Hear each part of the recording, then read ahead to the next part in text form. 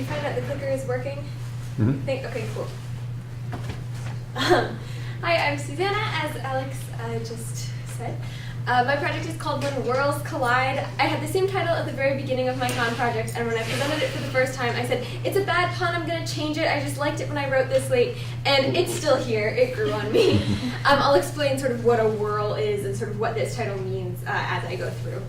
So, as Alex also said, I'm part of the Modes and Models of Making project, and a lot of what we do is we meet every week and we talk about making, which is really sort of what drew me to the project. I do a lot of different things. I'm an engineering major, but I'm also an arts and technology minor, and I do a lot of costume work and set work, and then I also do a lot of handcrafts in my very little spare time. So I consider the thread, if you will, that ties them all together is that I like to make. I like to make and design and problem solve, and that's sort of the through element to most of what I do. So to, sort of not quantify, but sort of put that out in the open, I do a lot of different kinds of making. So, like I said, a lot of that is for, does this point? A lot of that is for theater. So you see this is a costume I made last year. I made the bustle that goes under that dress as well as some of the elements. I made my graduation dress senior year. I drafted out the pattern for that and then also constructed it. This is my junior prom dress that I never finished, but I liked drafting the pattern for it. I also knit, I spin. This is a whirl. It's the weight at the bottom of a spindle. I learned that in one of my first classes here at Smith about fibers and textiles. More knitting. I dyed my hands blue once before fall weekend in the same class from dyeing. I taken alterations in my dorm room. This is a rag doll I made when I was 12, so I've been sewing and doing that kind of making for a very, very long time. And then this is a research poster I made 2 years ago on the subject of computational biochemistry. So this and my engineering work is a much more recent pursuit. I've been, doing math since elementary school, but in terms of formalizing it, this is much more recent, and I've been doing all of these type of things for a very, very, very long time. I learned to sew when I was probably 6. But I've noticed that whenever I talk about these kinds of work that I do or when I present them, this more recent work that I consider myself to be very much not an expert in gets way more recognition, and people seem to be very much more impressed and find this work much more legitimate than any of this, which for me is most of my life and takes up much more skill. So when I was trying to come up with a project to do for the Kahn, we had fabulous mentors come in during our research boot camp, and I kept trying to explain to my mentor, like, well, there's this home sewing world that I'm very much involved in, and that's really different from like manufacturing of textiles and textile technology and researchers, which I'm also very interested in, and like they should talk to each other. And my mentor kept going, well, why? Like, you need to justify that. And that's sort of what I've tried to solve in this project is when handcrafts are considered hobbies rather than legitimate pursuits a lot of the time, why should we study them? What's important about them? And, why should I keep them in my life when I could have much more time for my engineering pursuits? Yeah, so why are textile handcrafts still important when they're not a major way that we make the clothing and the technologies that we wear every day? So at first I was thinking about a few different ways to approach this question. Up here, through my, before I even started the Kahn, just through my, exploring Twitter, I found out about this lab at the University of Indiana, or Indiana University, that they're doing a project called Recrafting Math Education, and they're trying to figure out ways that handcrafts, usually ones that are traditionally done by women, can be used to teach math. Handcrafts have a lot of math in them. Weaving has to do a lot with binary, over or under is a lot like zeros and ones. So I thought, okay, maybe I'll go and try to show where all of these quantitative fields come into fibers and textiles. So, for example, crochet is actually one of the best ways to model hyperbolic planes, which is interesting. People don't think of advanced math and crochet as having anything to do with each other, and they in fact do. And then computer programming also owes a lot of its origins to jacquard looms. This is a jacquard loom punch card. You can see sort of spaces or punches and not punches. That's very much like binary. Some of the first computer codes, like the ones that Ada Lovelace was coming up with, were sort of inspired by this type of loom. But I didn't really know how to focus that question. So I was like, okay, that's cool, but how do I focus this? What would I research about that? So the question that I ended up coming up with is, how does textile handcraft knowledge contribute to innovation in the fields of textile technology? I'll kind of break that down. So textile technology is the scientific development and research of different technologies that either go into making textiles or technology that is innovative textiles themselves. So you see here, this is a knitting machine, which is an innovation in the creation of textiles.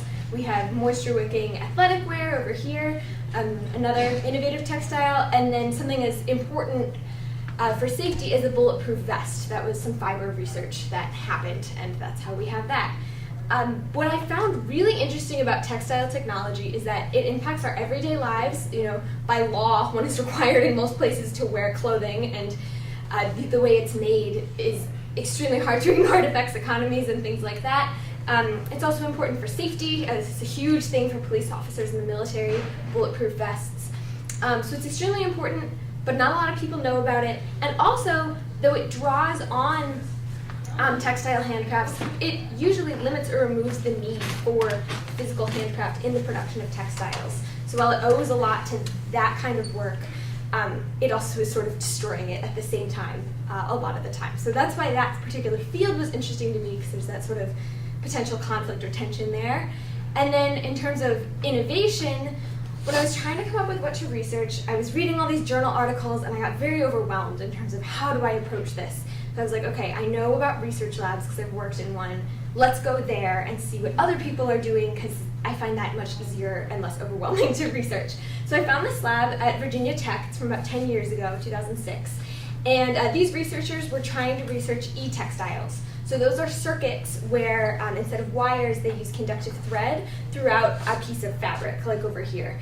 And so that means instead of having a hard circuit board, you can have circuit applications that are bendy, flexible, that can be worn. There's a lot of applications in the healthcare fields.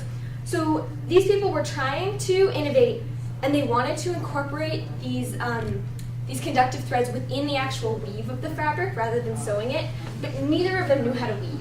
So as they were trying to design their project, they were sort of caught at a standstill. Oh, okay, we want to do this. We can't prototype. How do we innovate in this way? And as reading through their work, they found a grad student at their school that knew how to use this kind of loom, and that's the only way their research was able to move forward, which I thought was really cool. So I was like, okay, if that's true for this project, these researchers in textile technology, they were only able to innovate because someone had that traditional knowledge. Maybe that's true for other projects, and maybe it's not. Maybe this is an anomaly. So that's sort of what I decided to go after.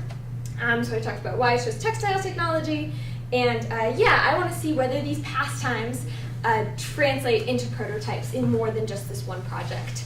So my formal question is, to what extent does technological innovation relating to textiles depend on whether textile handcraft knowledge is applied during research and development?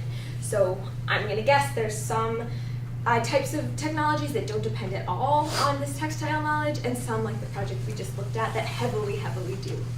So the way I'm going about this is I'm conducting interviews with researchers in both academic and corporate labs. It's probably going to skew heavily academic because it's a little easier to get a hold of those people's contact information.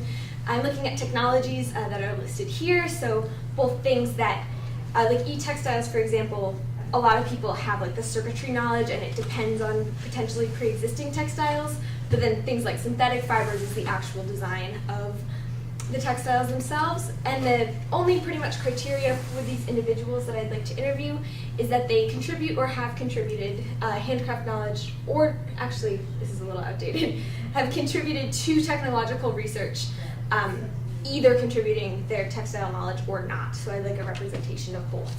So the timeline that I'm looking at for this project is I sort of spent the year, being an engineering major, I've never done qualitative research, I've only done quantitative research. So, learning how to conduct an interview, that was completely new for me. So I've been spending the year researching, do I want to do this as an ethnography? How do I go about this? Oh, I have to apply to the IRB. What is that? So that's sort of what I've been doing, and so I'm going to continue this project into the summer and conduct my interviews then. I'm hoping for IRB approval coming up soon. And I've also been participating in the Kahn, of course. The output that I'd like for this project is to use those interviews as sort of case studies, so not trying to prove a general trend, because I don't feel that I'm super qualified to do something of that scope, but sort of look at, okay, these are some interesting times in which handcraft was or was not used in this research. And I'd like to produce a website. I chose this because it's flexible, I can do it while I'm not at Smith, and then I and other people can sort of look at it whenever they want. So I'd like a section about why I chose textiles, like I've shown here. The main bulk of the website will be the case studies from interviews. A part about the background, so I'm also researching, sort of through primary and secondary sources, the history of handcrafts and the development of textile technology, especially early ones like the creation of like the spinning jenny, things like that, sort of where those transitions happened from handcraft to technology. And then a little bit about my connection to the material, because I think it's interesting. Along those lines, I'll talk very quickly about, I got this e-textile kit recently. So this is a circuit board. This actually, all the elements break apart. And you see these little tabs. You sew, so here's some conductive thread. Instead of soldering like you usually would to create a circuit, you sew around them into fabric with conductive thread. So I've been sort of exploring this on the side, along with my new computer science knowledge from my computer science class. This runs on Arduino. This is a microprocessor. So I'm exploring this on the side, and I'd like to incorporate it into my project. Yeah. So a big thing whenever you're doing research is, why should anyone care? What are the implications of this project?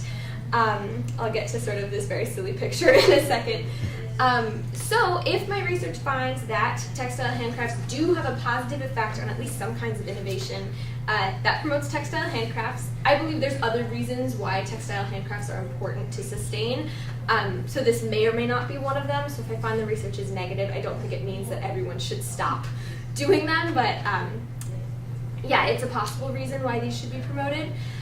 Also, if textile science, if I find that it heavily depends on this handcraft knowledge, and then that knowledge dies out, that's going to have implications on the survival of textile science, which is very important.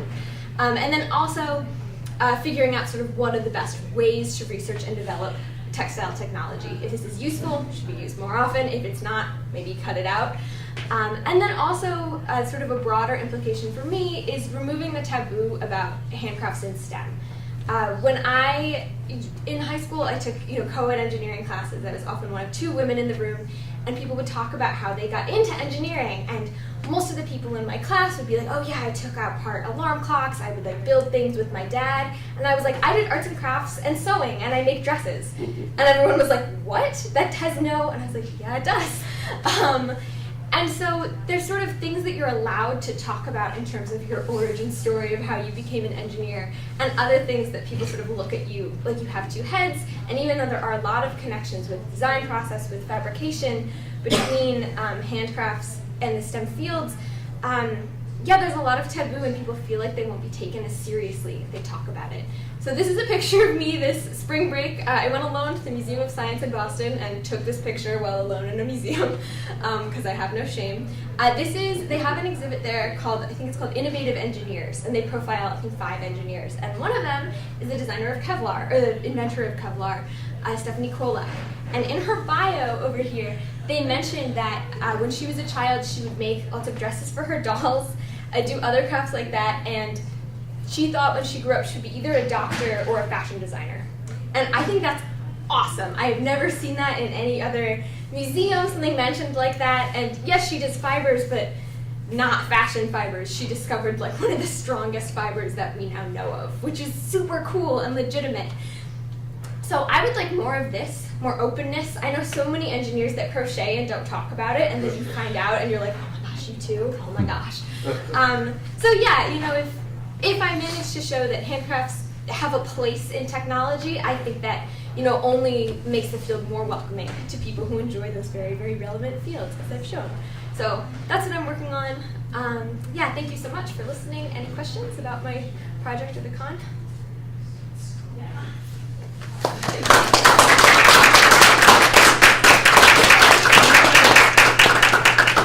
What I'm wondering is whether we want to hold our questions for all 3 of our panelists for the end, because we might find that there are some questions we might want to be asking to all of them. Yeah. So we should do that. Thank you so much, Susan. Thank you.